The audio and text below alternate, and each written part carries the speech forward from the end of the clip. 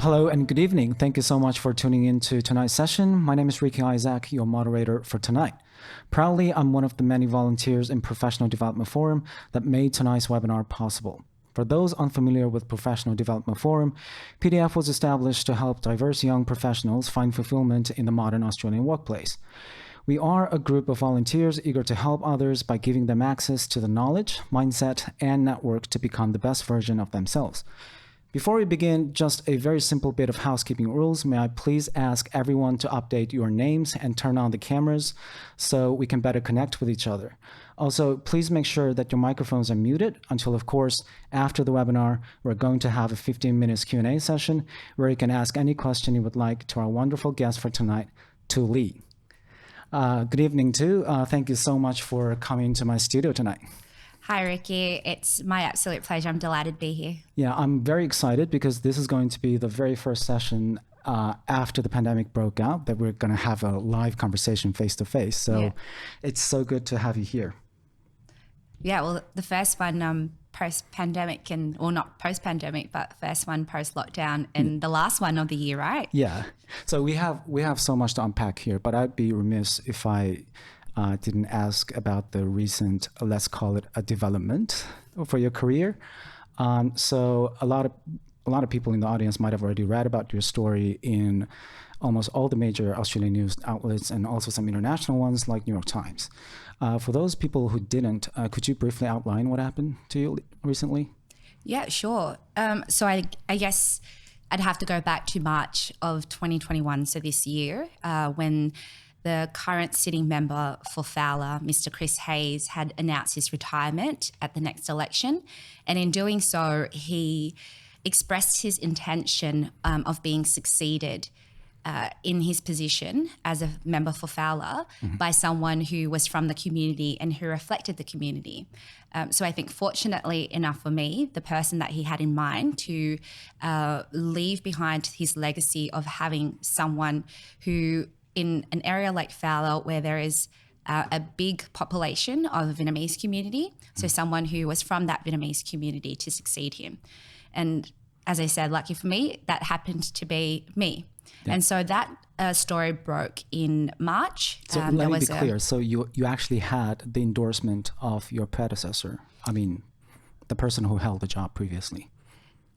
Yes, but I don't think, his word alone or his support alone wasn't going to be enough. So his endorsement meant that obviously there was support for me, but I would have had to go through a pre-selection process for the Labor Party to be the member or the candidate, for the Labor Party in Fowler. And so that was my intention. So when he had announced that, I expressed my clear intention that I intend to run for pre-selection and put my hat in the ring for pre-selection for Fowler. And then so since that time, a couple of months had passed. In June, actually, I think it was, right before the lockdown, I organised a Fowler campaign lunch as well to fundraise for the campaign. And in August, I think it was, it's been a couple of months now, I had found out from the news that Senator Kennealy was going to run and be parachuted to the seat of Fowler. So I found that out from the media. That's how you found out? Yeah, that's correct. Nobody even called you privately to give you a heads up? No. So I heard from the news. And so that next day or that very day, I was just overwhelmed with calls, media requests, people trying to contact me to give comment about it. So I was a little bit shocked. I didn't see it coming. And the first thing I thought was, obviously, I had to provide a response and a comment about the situation. Yep. And, the thing that struck me most is I just spoke about the issue, like what it was, for what it was. I didn't know that it was going to happen. I intended to run as a candidate for the pre-selection. And so that was, anyone could have run really. So anyone else could have put their hat in the ring as well and said, I wanted to run for Fowler, so there'd be a pre-selection process for the seat. And within the Labor Party, in a lot of parties, this happens on both sides. There is, I guess, rules that allow certain candidates to be parachuted in instead of having what you call a rank and file vote, so where the local members can actually vote for the person that they'd like to represent them, and so they become the candidate for the party. Right. Yeah. So it's been a couple of months now, so it's obviously not a hot topic anymore. But in the first few weeks, it was pretty overwhelming. It was really hectic, and it's got a lot of attention from the news media. Exactly. Yeah. And so I think that it's mainly due to the high profile of Senator Kennealy that this got the attention that it did. I just happened to be on the side of that. And I think all I did was provide my thoughts on, the development, as you said. And strangely enough, I got a lot of comments about, why did I do that? Why did I speak out about it? And I just thought to myself, who in my position wouldn't? I think it sent a really strong message to the local community, and people were rightfully outraged about this because the optics of it is that, and it doesn't matter who it was on the other end of it, and it didn't mean that I was going to be the candidate for Fowler for Labor. Right. It just meant that I wanted the opportunity to have a competitive pre-selection process. Yeah. And that opportunity, obviously I didn't get that opportunity. So I think that from the feedback that I've had and from the responses from the community, I think it sent a very clear message. And this is not necessarily, I think, the intention, but I think what the sentiment of the community is that we don't really care about you, and we're going to put other priorities first before the local community. Yeah. And I think that in a representative democracy where you have representatives of local areas and local communities, that should be your priority, your local community that you represent. Right. So correct me if I'm wrong, but I'm trying to provide a little bit context for the audience. So Fowler is pretty much considered as a safe district for Labor. So if you are if you do end up being the candidate for Labor, then you pretty much have the job. Well, yes, it is considered a very safe seat. So I don't think you should ever take any sort of election for granted, but being considered a safe seat, that is correct. I guess that's the point. I mean, I guess people in Fowler are frustrated because they think that they were taken for granted. So the reason that Christina Kennealy was parachuted there is because she was going through a tough uphill battle in her own district. So they think that Fowler is a safer bet for her. So they decided to parachute her into your position. Well, she didn't actually have, as a senator, she doesn't have her own, you said district, but her own electorate. Right. So she's in the upper house of Parliament. So they don't have their own electorates.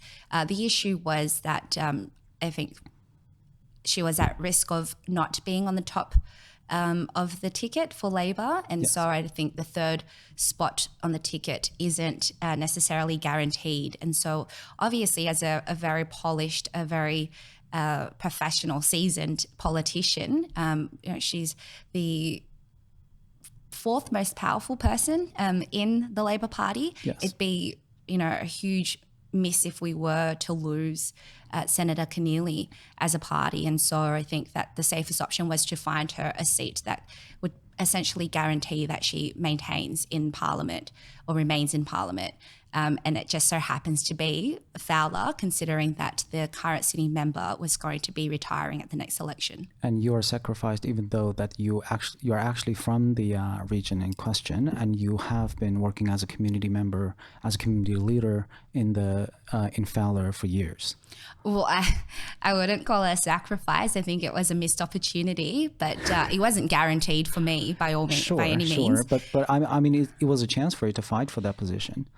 Yeah. Well, I think it was a missed opportunity. I think it's a real shame that I didn't even get that opportunity to fight and to have a competitive pre-selection process, which I personally would have preferred. I think I'd like to at least have that opportunity to prove myself, to be able to, demonstrate what it is that I want to do for my community and what my vision for the community as a potential member.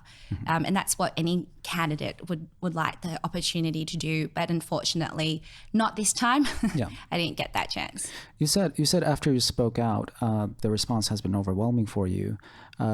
Could you specify that? Like, what kind of response did you receive, other than obviously there's been a lot of media coverage on the topic, but what did you hear in terms of from the community and as well as people with diverse background, or maybe some online reactions to it, both hostile or supportive? I would say that it was overwhelmingly supportive, which is very nice, and I don't think you get a lot of that in politics, but I'm not a politician, so maybe that's why. I think that, overnight I've had to create, all these social media accounts. I hadn't used LinkedIn for years. I don't really post much about myself online, but I created a new Facebook page. I started using my Instagram. What else? I created a Twitter account. Right. And so I had various platforms in which a lot of people reached out to me. I got letters and emails to my office as well, and handwritten letters as well, which I think in the 21st century is pretty rare and special. Yeah. But I guess what struck me the most, and I got a lot of messages of solidarity, a lot of people who were really upset by this, a lot of people who said they were going to they're going to cancel their membership for the Labor Party. I think a lot of people felt maybe even more strongly than I did personally. And one thing that really struck me, as I was saying, was that, a lot of, I thought it was quite funny, but a lot of older white males also reached out to me saying that they resonate with my story, which I thought was quite interesting. How though? That was my thoughts as well. But everyone has just been very kind with their words of support and encouragement, particularly from that development. Yeah. As you just said, this is the second time you told me that you're not a politician. We had a conversation before this face-to-face conversation, and I just casually referred to you as a politician, and you just promptly corrected me. Why is that? And then also, when you just started in your career, when you were just graduating from uni, how did you foresee yourself in terms of your career? Well, I'm not a member of parliament, so I'm not a politician. Yeah. I'm not a career politician either, so this has never been something that I set out to do or pursue as a career. When growing up, I never even thought about politics. I don't think I was even interested in politics because it wasn't something that was spoken about in my family. Yeah. It wasn't something that we spoke about much in school. I think I knew the Prime Minister, obviously, John Howard, growing up, and the Premier, Bob Carr, because they were in those positions for such a long time, and throughout my childhood, we knew those names in the household, but that was pretty much it. And so going back to your question, how did I start my career? I studied commerce and law at university. I majored in marketing for commerce. Yeah. And I actually started working as a business graduate for a large corporation. I worked for DHL in their supply chain business. Right. So that's what I started as my first, adult job post-uni life. And then from then, I've just had a very, definitely not a linear career by any means. It was almost like a roller coaster. Yeah. My current role now in my job has been the longest job that I've ever had, and it's been just over 2 years. Right. And I've graduated, when did I graduate? 2012 was my final year in university. So it's been 9 years. And since that time, I haven't had a job or held down a job for more than 2 years. And I would say some people will look at that and think, what a failure. You can't even hold down a job for, more than a couple of years. But I don't really view it like that. When I finished my graduate role, I just knew that it wasn't something that I wanted to do long term. Funnily enough, one of the directors from the business from DHL reached out to me on LinkedIn recently, and he said, I remember, he wished me luck, and he said, I remembered that you were talking about your plans, and it's really great to see that you're pursuing them. And I was thinking, I never spoke about politics. I was never, interested or intended to become a politician. Yes. But he was talking about the legal work that I intended to do. I don't even remember sharing that with him at that time. But it was really interesting because he said, graduates don't ever talk about those things and they don't, have aspirations outside of what they're currently doing and working in the business. So I just knew that it wasn't for me after I finished my grad role, but I thought it was just really valuable corporate experience. It was a rotation, and grad programs are fantastic because they give you, I guess, a teaser of different parts of the business. So I was really fortunate to be able to travel around Australia, managing an enviro solutions campaign for waste management for the company because it was warehousing and distribution. There was a lot of plastic and polystyrene waste and cardboard waste. So that was awesome. I managed, I remember managing this national risk management plan, and in that was planning around a pandemic. And I was when in my lifetime will this ever happen? And then a couple of years later, you get COVID, a global pandemic, and so it was just a really valuable experience. But I didn't think that it was something that I wanted to do long term. And I think that's something I always had in mind that, what is it? This is great now, but in 5 years' time, is this still what I want to do? And is this aligned to what I want? And a big part of me moving away from that, not only because I wanted to then pursue law and finish off my legal training, but a lot of times, a lot of the businesses that we worked with, I didn't necessarily agree with their business and what they did. And I think it was actually quite destructive to society. And I remember raising this with one of the directors, and I remember him telling me, if we don't take them on as clients, then another supply chain business will, and we'll lose out on the profits, on the money. And so obviously in corporation, it's profit driven, it's business. And so I understood that, but it just wasn't something that sat well with me and aligned with my own values. And so after that, I moved on and I completed my legal training at RACS, which is the Refugee Advice and Casework Service. I was at the outreach at the Asylum Seeker Centre, and I absolutely loved that. But at that time, there was a lot of funding cuts to the community legal sector. So they didn't have any money essentially to hire new lawyers. So then I went into corporate migration, and I did that for less than 2 years. And that was really valuable experience. It's a high pressure job, but I quite enjoyed it. And I met really fantastic people and learnt a lot in terms of developing my professional skills as well as in law. But I just saw my senior managers, and whilst they're amazing people that I still talk to today, I just knew that I didn't want to be in their position in 5 years' time. And so at that time, I was doing a lot of different things outside of work. And I've always had this strange mentality. I don't know where I got it from, but I always thought you had to pursue your career, and then everything you love doing, it's outside of that. So your career is almost like a chore. Although it didn't feel like a chore to me, I just thought, okay, I'll pursue my career in law, and then all the things I love doing in the community, that's all voluntary work that I do in my spare time. And so at that time, when I was working in corporate migration, I was serving on the VCA, which is the Vietnamese Community in Australia. I served as the General Secretary for one term.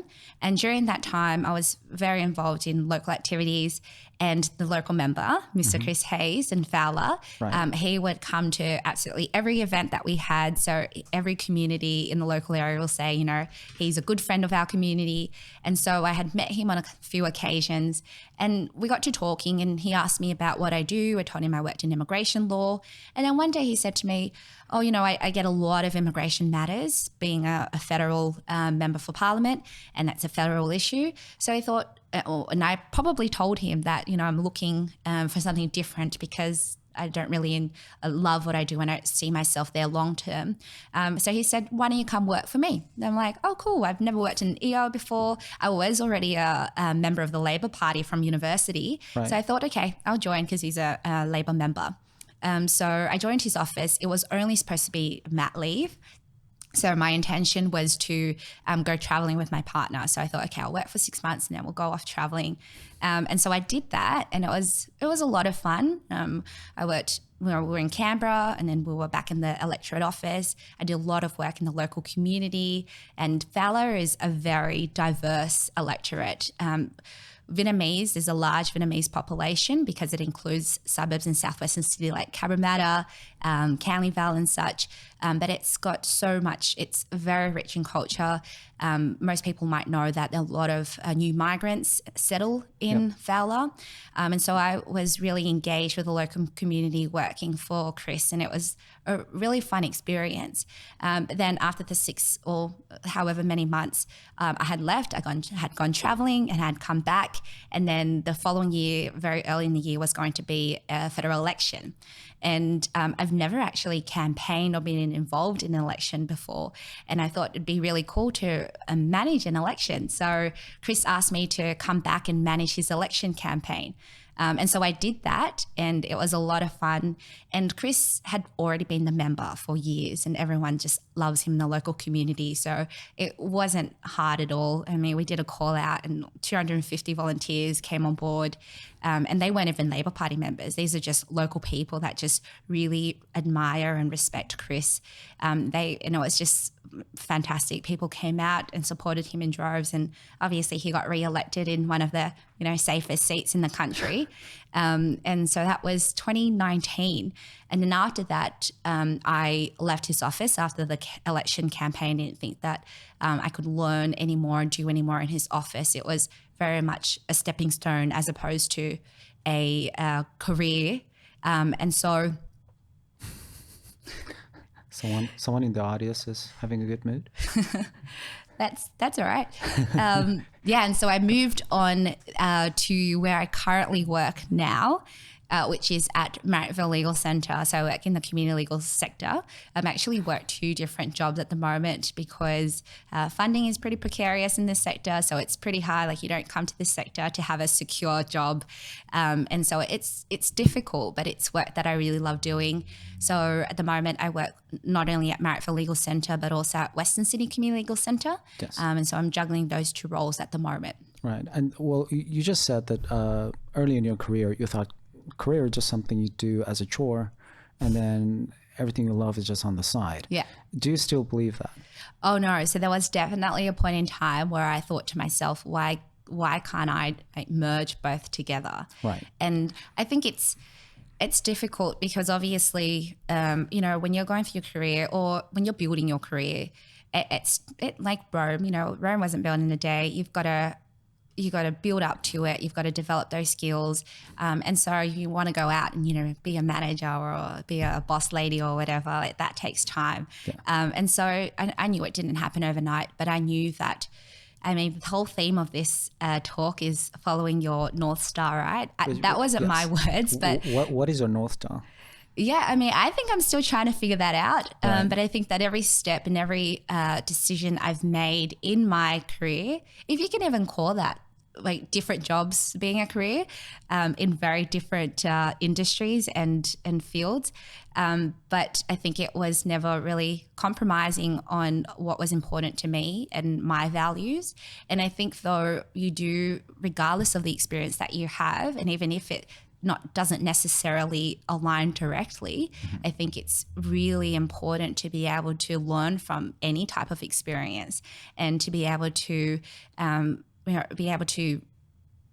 understand the value of what you had experienced, even if it's a job you didn't like. So I think that there's always a lesson in everything that you do.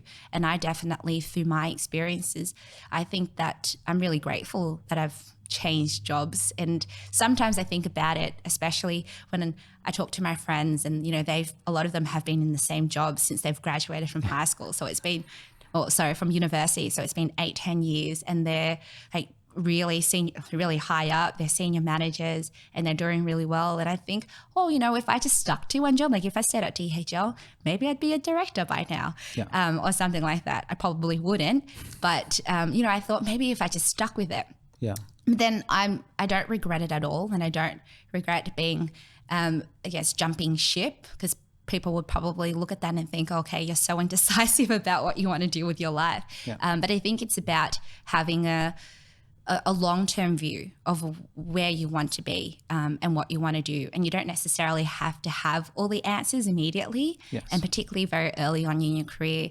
You've got, I have more than half of my life left to live, hopefully. Yeah. There's so much, well, there isn't that much time, but there is time. There is plenty of time. Yeah, exactly. And so, you know, everything that you do, I think, you know, it might not be something that you think is the right path for you, or that, you know, it's not directly related to where you want to end up, but it's still very valuable. And I would say all that leading up to, I guess, my dabble in politics, because I'm not a politician, and that's noted. There's no opportunity right now to be a politician or to get into that space, but I think that all my experience has been so valuable, and it actually has helped me get to where I am today. We're going to come back to the topic of how you're planning to advance your career in non-politics. Before that, I just want to comment on what you just said, because it hits really close to home. I changed job pretty rapidly as well. And so a lot of the times there's all this self-doubt, as you said. Is there something wrong with my career planning, or am I quitting not because I want something better, but because I'm incompetent? So that used to be constantly on my mind. And then also there's parents. I mean, I'm sure you can relate to that, considering our backgrounds are more or less similar. So my parents are constantly like, can't you just hold on to one job and just hold on to one paycheck, and so life is going to be a lot easier.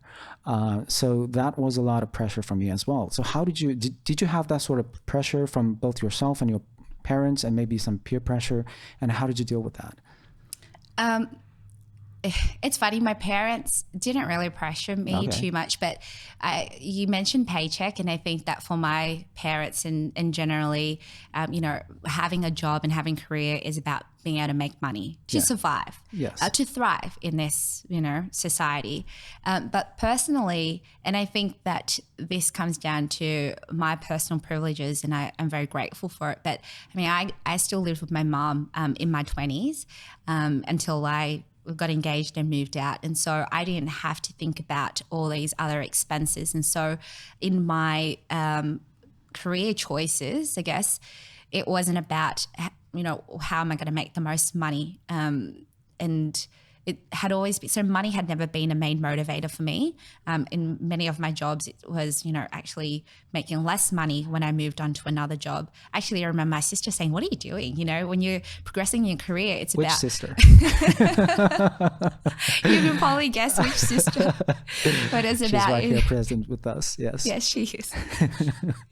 It's about, you know, progressing your career means being able to find another job that makes more money than your previous job. So if you're not making more money, it's sort of like a step down. Yeah. And I think some people may view it like that, but I definitely didn't. And I think that's probably been a big part of my career path to it, was, you know, what do I think I could learn the most from and develop certain skills in that I wanted to develop, as opposed to where am I going to go so that I can make the most money. And as I said, I think a big part of that was I was quite fortunate that I was still living at home.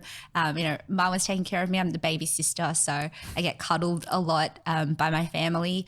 And so I was very fortunate to not have to worry about those things. But also too, I'm a pretty simple person, so I don't spend excessively at all, and I don't even have my own car. So I've just been driving the family car or like my partner's car. Mm-hmm. And so I didn't have to really worry about those things. I'm very comfortable with my life, and I have, you know, everything that I believe that I need. And so I think that's a big part of it, is that I wasn't necessarily motivated by the paycheck. Yeah. But what do you say to the young graduates who are having this doubt between what they want to do and what they can do, or what they graduated and are supposed to do? So what do you say to these people when they're having doubts about what to do next in their career? Having doubt is absolutely fine. Right. It's not that I was 100%, you know, certain with myself throughout my career. Everybody has doubts, and I think that's healthy, because it makes you think critically about your situation and what it is that you want to do, what it is that you wouldn't compromise on. So I think that, you know, if you're just starting off your career, I know how difficult it is, because I went through it too. I think a lot of people do. I think the biggest mistake is to think, oh, because I studied law, I have to be a lawyer. Yes. I don't know if it's the same in other for other degrees. Well, I studied engineering and I've never done one day of that job. So well, there you I would go. agree with you. So there you go. But I think it's easy to think that, especially when you have sacrificed or dedicated so much of your time towards. My parents certainly think that, yes. Yeah, exactly. Yeah. They're like, what do you do? My older sister, not the one that's sitting here, my oldest sister, she studied engineer as well, and she's not an engineer. She's actually a florist, and she's amazing. She's so creative, and she's so, I wish I was as talented as her. Actually, both my sisters are very talented, and it just stopped at me for some reason. But they're just really creative. And so my sister, who had graduated an engineer, is now a florist. Yeah. And so, it's really interesting where your life takes you. You have really cool parents. My parents are pretty cool. Yeah. I think they're cool. Not everyone may think they're cool. Yeah. I have cool sisters too. Right. I have to say that because she's sitting right here. I think she heard it loud and clear. So,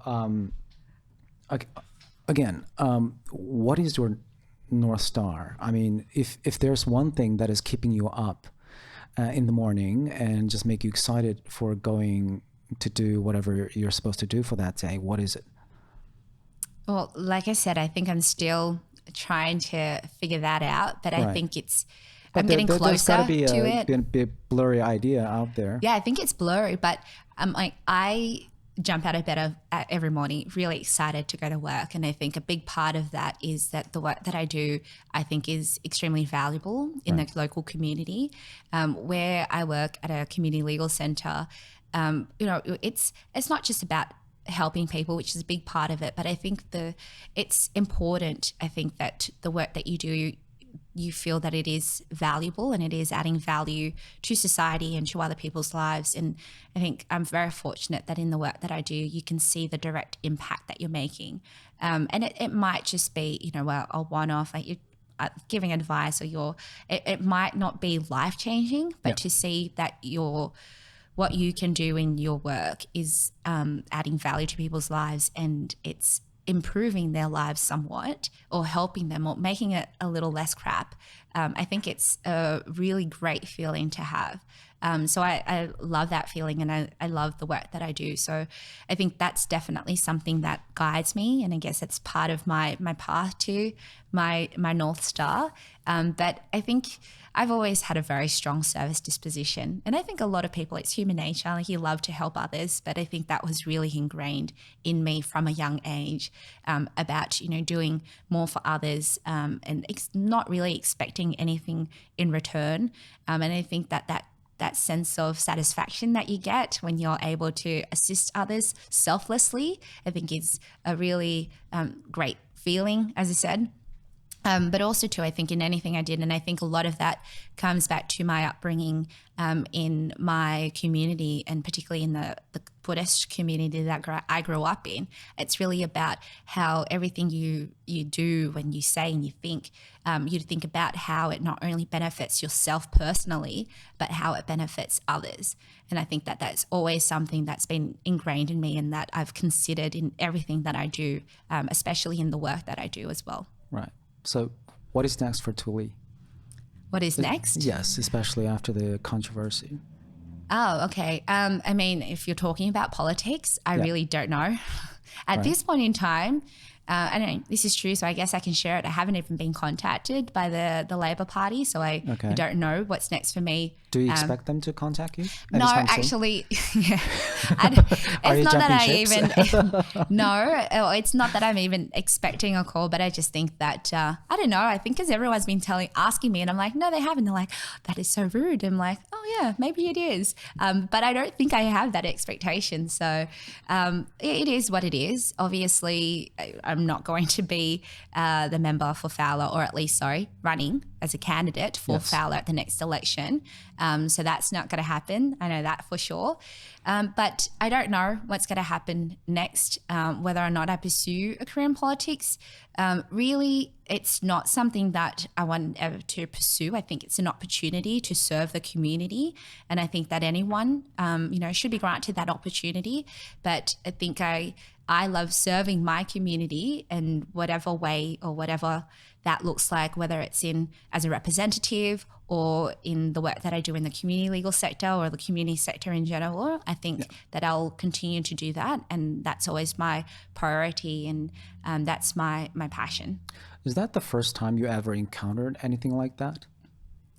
You mean like being sidelined in your career? And blindsided and outright betrayed, maybe? I wouldn't call it outright betrayal. I think something that I should make clear that it's not personal at all. Like, it's politics. And I think in anything, I definitely don't take it personally. I think a lot of people take it more personally than I do, even though I'm in the firing line, I guess, in this situation. But I don't. And I think it's important not to, because I think then you get, bogged down with unhealthy emotions. Sorry,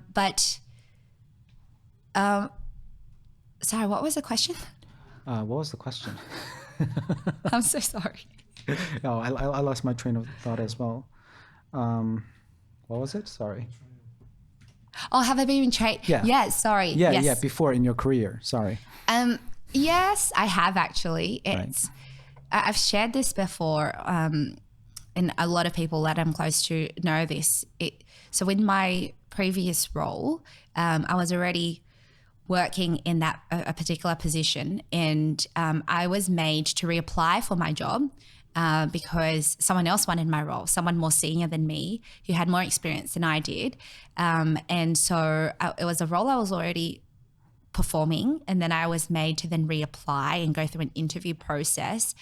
So that's someone else who obviously was likely to get the role over me because they ticked, they were older, more experienced, all these other things. Are there any other boxes out there? Are there boxes? Yeah. Oh, 100% there are boxes. And even if I ticked the right boxes, I think it was just really bizarre for me to go through that experience. And it was a workplace politics thing, but it made me feel really uneasy, and it was really difficult. And so I think that's the main thing too, is that even though, I say I'm not in politics, but there is politics all around because obviously people have different interests. And so it was a bizarre experience that I had gone through, and I felt very belittled by it. I was quite offended too, and think this time around it was a similar feeling that I had and a similar experience, but it wasn't something I took personally as well, but it was just something that I was very mindful of, because I think a lot of it's an unconscious bias. It's microaggressions. It's all these things that make you really feel like you aren't enough, regardless of how hard you work, because of who you are. Yes. Being from a marginalized community or even where you live. And oftentimes in the workplace, when I tell people where I'm from, I get eyebrows raised, or they make assumptions about you because you're from the area, from Southwest Sydney. So I always felt that was, something that I've picked up and observed, but I don't think it's from a place of malice or anything like that. I just think that there is unconscious bias, and there are stereotypes that are perpetuated. Yes.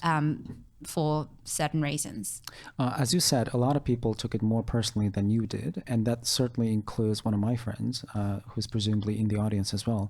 When I told her your whole experience, and she was just furious because, well, she's also a Asian professional who's trying to make it in Australia, and she can really relate to your experience. So what do you say to the young Australians with diverse background who looks at your story and says, okay, the system is rigged against us. I'll just give up. I'll do something else. Well, first of all, the Bambi ceiling is real, and we all have to acknowledge that. Mm-hmm. And it's going to take all of us to really smash through it together. Yep. And people have overcome it. And, there are very successful Asian Australians in their respective, industries. And that's great, but there's very few of them. And so they're often tokenized, right? Yeah, and so, that's the thing, isn't it? They're countable. Yeah, exactly. You can count them on your fingers and maybe toes, depending if you're looking at it broadly. But that's not enough. And I think that when we see ourselves represented that's when you're inspired to, do more and be more. And like, this is a far stretch, but someone said to me, there's been actually some commentary that said, would you run for a PM one day? PM one day. And I was like, what? That's crazy. Like, I'm just trying to be a local member and represent my community. And then I thought to myself, why do I immediately think that that's impossible for me and that I will never see that in my lifetime? And when I say that, I mean, I will never see, for example, an Asian Australian or anyone who isn't white as Prime Minister. And so, I reflected on that, because my immediate reaction would be, or was, that would never happen. And I think sometimes too, we may, not deliberately, but even unconsciously victimize ourselves, because that's such a common experience that we're always othered. That's what I was going to ask. How do you deal with the victim mentality? I think the first step is to be able to acknowledge and identify that your immediate response in any given situation is to victimize yourself and to think, I'll never be good enough, I'll never be good enough, or I'm this identity, so that space is not for me. And I think there's been some trailblazers who've sort of carved their own space, and I guess we're seeing more and more of that, and there is momentum for it. And I think that's why this has been so topical. And you see that in Hollywood, you see that in lots of different industries where minority voices are being heard and are not just the sidekick or, the person that's never the main act. And so now that we're seeing more and more of that, I think we're claiming, our place in society and our place in the community. And so we're not just the minority or the marginalized groups. Our voices are powerful and they are being heard.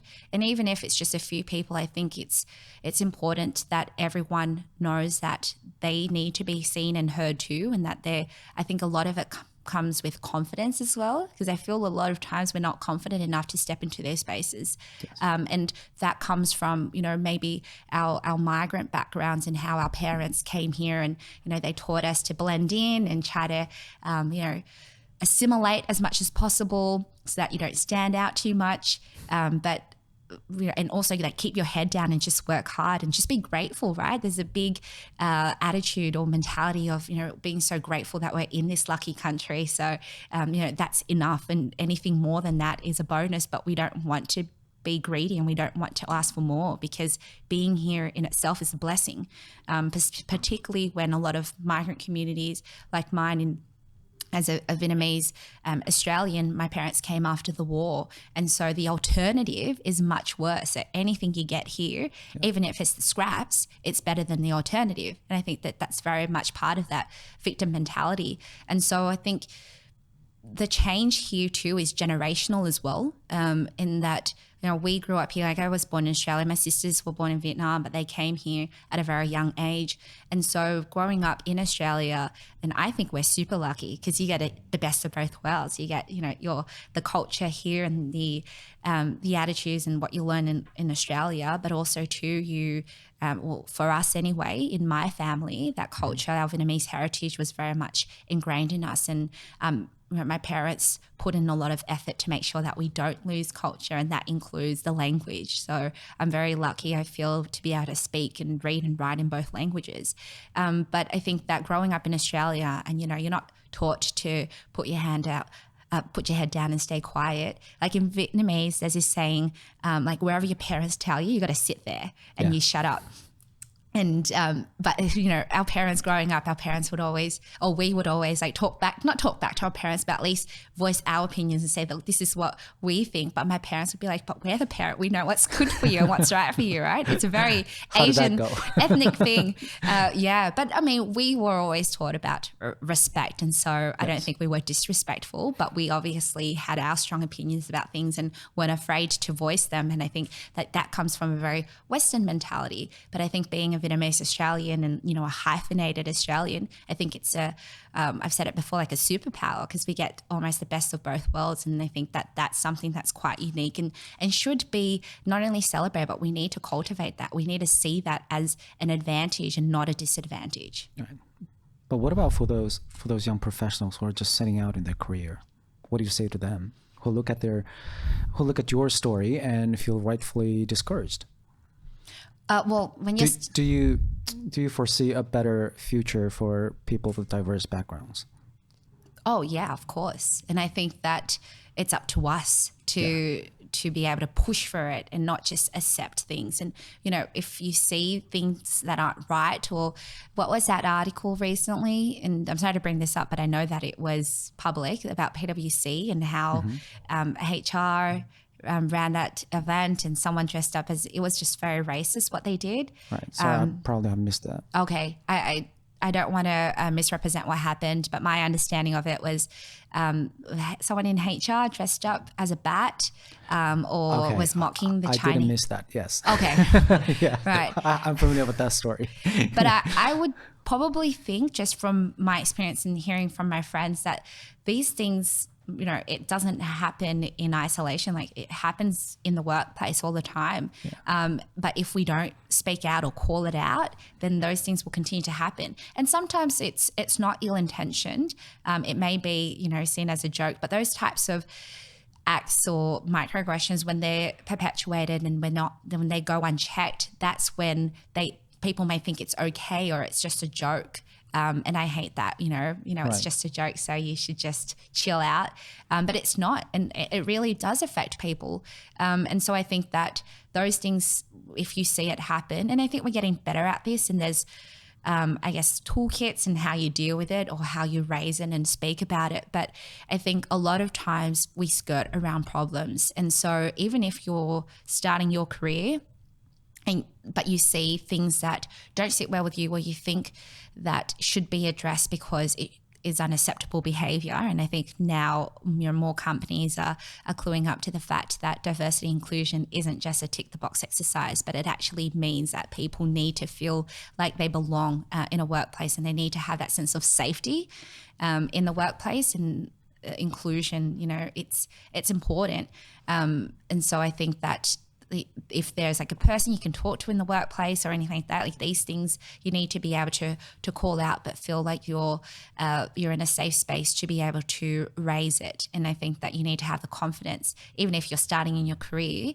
And it's not just about you know, raising issues like racism in your workplace, but anything that you see where you feel like you're being silent or marginalized. You should be able to raise and say, hey, how come, you know, or I want these opportunities, or just speak up. A lot of people, I know a lot of my friends or even myself, when you just start your career, you just kind of sit back and absorb everything. But this is part of your learning experience in your career. And so you should very much be involved in that. Yeah, thank you so much for sharing with us. It's been very pleasant, and it's been almost 15 minutes. That means, shall we take some questions from the audience? So now it's time for everyone to unmute themselves and start asking questions. We already have some questions outlined by Jeff. Should I just start with these ones? Okay. So the first question is, what's your favorite book and why do you like it? Oh, right now I'm reading Ocean Vuong's book, On Earth We're Briefly Gorgeous, and it's really good. He's a really good writer. And is it fiction?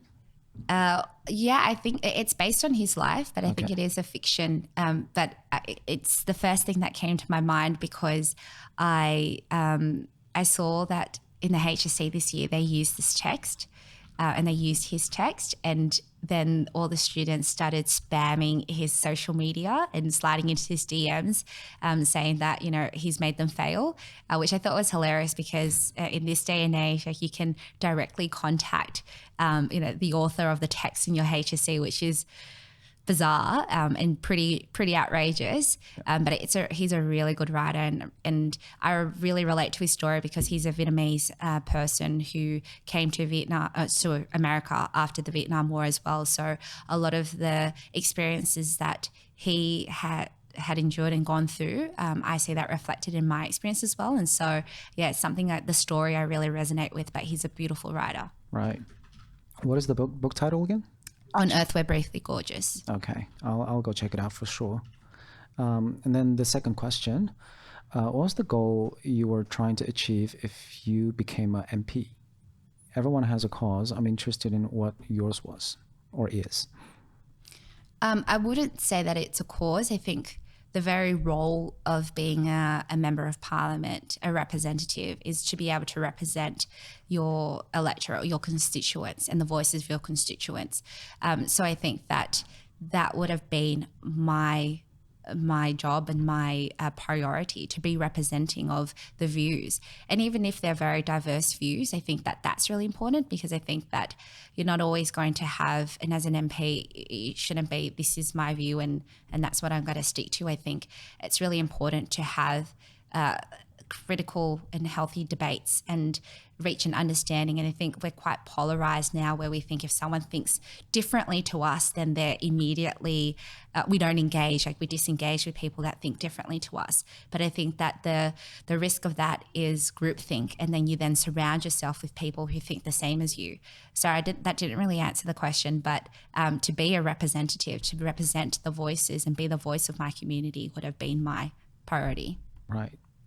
And then the third question, hi too, very insightful thoughts on bamboo ceilings and victim mentality and cultural influences. What would be your thoughts on managing the tension between Asian values at home versus adapting to Western values at work? What would be my, sorry? Managing the tension between your Asian values at home and the Western values at work. I feel like the story of my life growing up, it was just so confusing. Yeah. And, you go out in school and the workplace, and then you come home. And especially as a young professional too, when you're working in a professional environment, you come home and mum's cooked dinner and does your laundry. It's really conflicting. I mean, that could happen in any culture. But I think it was hardest growing up. But I think I was very fortunate. I had two older sisters who sort of were my mentors and guides through life. So they got the brunt of it. So I came out pretty unscathed, and my parents are pretty easygoing on me, but we do come from a very conservative family. And that's part of my parents trying to, I think, maintain the culture, but also too, I think, because we were three girls, and so there's also this mentality of what it means to be female in an Asian household too. So there were extra or certain burdens or expectations of us, as well as being female, and so it's a hard one, because I think that I was fortunate to have those people in my life and be part of a community that understood that. And so there would be people that I was able to go to, like my sisters and like other people in my community, who sort of explained and tried to breathe that bridge between our parents and where they're coming from, because obviously they just want what's best for us as their kids, but also to like understanding our mentality, having grown up in a Western culture. And so I was fortunate to have that bridge, and I try to do that within the community I work in now, working with a lot of young Vietnamese kids. And I think it's changing, because obviously our parents' English is getting better, and language is probably the biggest barrier in terms of, miscommunication and not being able to understand each other. But I think the bottom line is a sense of understanding, and it's to be able to have those conversations. And I think as a young person, I think the biggest thing you can do, or the greatest thing you can do, that's not only beneficial for yourself, is to be able to learn your mother tongue, and to be able to converse with your parents, because it's through language that we have that understanding. And I think at the end of the day, it's about being able to understand someone else and empathize with someone else, particularly with your family. Sorry. It's all good. Okay, the next question comes from our very own Jeffrey Wang. Oh, sorry. Knowing what you know now, what would you have done differently? Oh, I don't know what. Actually, I think it's referring to the latest incident. Oh, is that what you're referring to? Yeah. Oh, sorry, I should not look sure. on the side. You know what I could have done is that I thought that it was too early to start campaigning. I didn't want to get ahead of myself, but I think that if I had maybe started campaigning as soon as I had announced my intention to run for preselection, then that wouldn't have given people the opportunity to say that I was an unknown entity and that I don't do anything in my community, because unfortunately that's the nature of politics. And people can say things about you and try to slander you, which I experienced firsthand, which was horrible. And like I said, I don't take anything personally, so I completely understand why people do the things that they do. But it does affect you. You just can't let it affect you, but it can. But I think that if I had done that early on and sort of made myself known a bit more, and I would say I'd like to say I'm humble, but maybe just saying that makes me not humble, but I don't like to promote myself. Self-promotion is something that I'm not very comfortable with.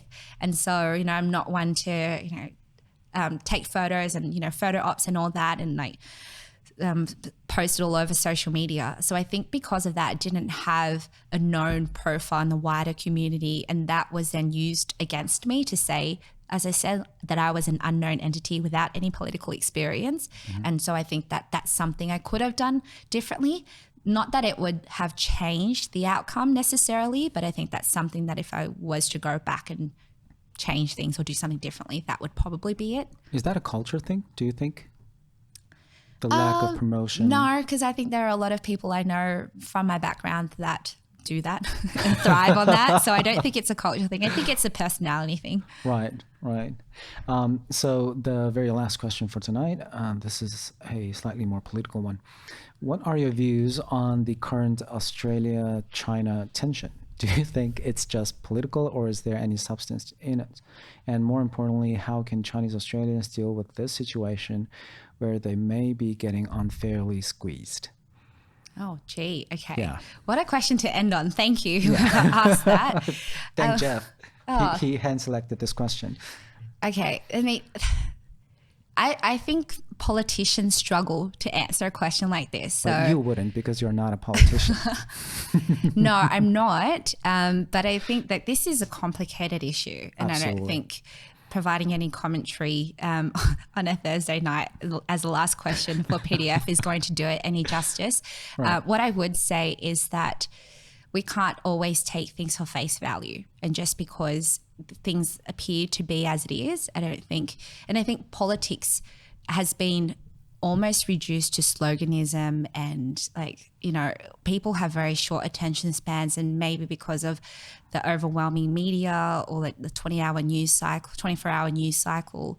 But I'm giving a very political answer in terms of trying not to answer the question, but I might keep it short and just say it's very complicated. Right. Everyone's going to have a view about this. I don't think necessarily it's my place to say, and I wouldn't be able to do the answer justice, but I just think that I wouldn't take anything at face value, and just because we're saying that this is going to happen or the government's view is that, doesn't necessarily mean that that's what's in the best interest. And I think when we think about best interest, I think sometimes we always think about self-interest. And I think as an individual, even as a country, you have to think beyond that. And it's not about just self-interest. You have to think, like I said earlier, not only what's beneficial for you, but beneficial for others. And I guess from a international political perspective, that's thinking about what's best for the region and the globe. And so, I'm someone that would always prefer peace as to conflict. So I think that there's always a way in which there is a mutual understanding and to meet middle ground.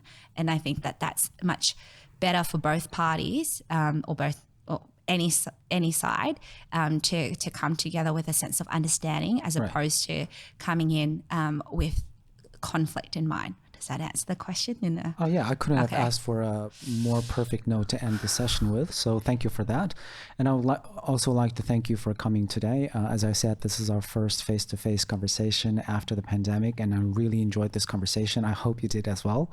And I also like to thank the volunteers of Professional Development Forum. Thank you so much for making tonight's session possible. And most importantly, thank you for each and everyone in the audience for tuning in tonight. Your support means a lot for us, and do not forget to subscribe to us on Eventbrite as well as YouTube, and don't forget to check out our website as well. We have a new website which looks pretty good, and we will be posting tonight's video on our YouTube channel as well, so if you want to check back, go check out our YouTube channel. That's it for tonight. Thank you so much. Thanks, Thank you too. Yeah, bye. Bye.